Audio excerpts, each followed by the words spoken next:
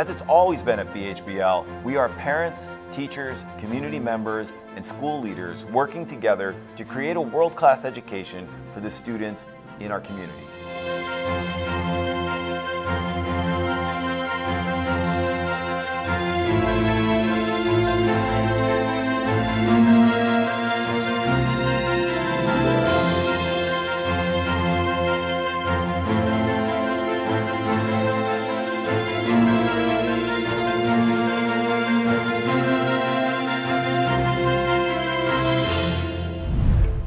The 2023-24 budget was developed with 4 major factors in mind. As you know, we are dealing with significant inflation in our economy. We've seen sharp increases in major cost categories, including health insurance, energy, and the cost of materials, equipment, and supplies. Inflation not only affects our expenditure budget, but the school board has emphasized that they want to be sensitive to the ability of the community to support this budget, as inflation is affecting home budgets as well. The second headline is that we are receiving a significant increase in foundation aid. That portion of the revenue budget is slated to increase by $3.8 million in the coming year. The third headline is the need for some sizable construction projects to continue our commitment to facility improvement. As you probably know, we've recently completed our 2018 capital project with the opening of our new auditorium, changes to our middle school lobby and main offices, and the construction of a new transportation facility. We're so happy with the improvements that this construction has brought. However, all of our school buildings are between 70 and 100 years old.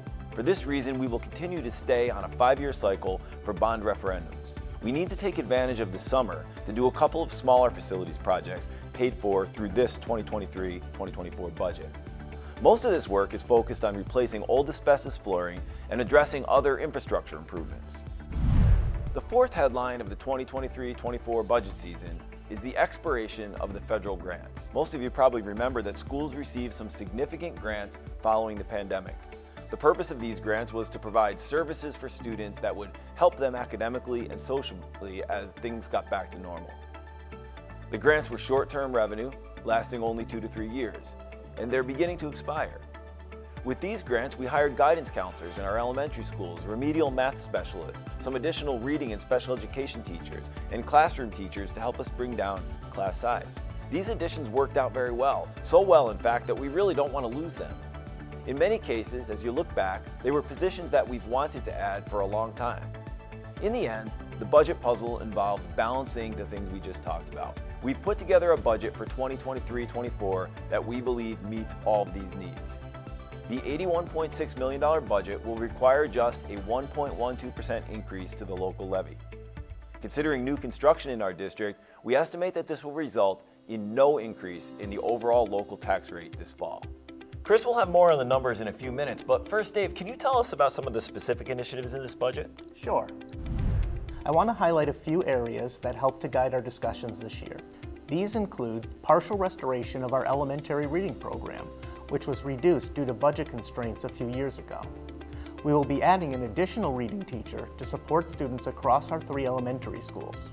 In addition, we will preserve additional special education staffing at all 3 elementary programs, which were supported by the grant to best organize our programming and to support students with disabilities. The redesign of our elementary enrichment program, piloted this year, will be enhanced to include pull-out opportunities for students in grades 1 through 5, as well as our PACE program, which provides additional opportunities for students in grades 4 and 5. We will also finalize our elementary counseling program. This will consist of 1 full-time counselor at each elementary building to provide a comprehensive social-emotional curriculum, the investigation of academic interest plans and the introduction to careers, and to provide groups and individual counseling for students in need. As mentioned, class size reduction has been accomplished in our middle schools and elementary schools with the preservation of grant-funded additional sections to maintain class sizes that allow optimal teacher-to-student ratios. Our budget also includes the addition of a girls' wrestling program, as well as the expansion of our Model UN program at the high school. We also plan to expand our distance learning partnerships and work to establish a consortium to make this experience even better for our students. At our high school, we have a truly rich offering of courses, and having the opportunity to share these courses on the network has the benefit for our students to be learning in the same classrooms as students from diverse backgrounds across the state, and provides revenue to maintain and grow our own academic programming. Finally, we are implementing relevant instructional resources, including a new reading and ELA series in grades K through 5. We're looking forward to seeing these programs in action next year. Now over to Chris to talk about the numbers. Thanks, Dave. These new programs and services are able to be offered to our students in the 2023-2024 school year are largely due to both the governor and the state legislature, including proposals to fully fund foundation aid for the 2023-2024 school year. A word of caution is that the district is not likely to see a foundation aid increase of this magnitude for the foreseeable future.